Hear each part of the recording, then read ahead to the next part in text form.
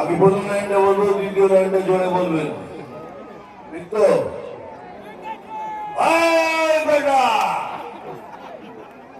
মারবো এখানে,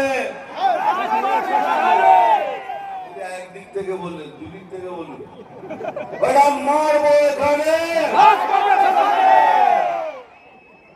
খুশি?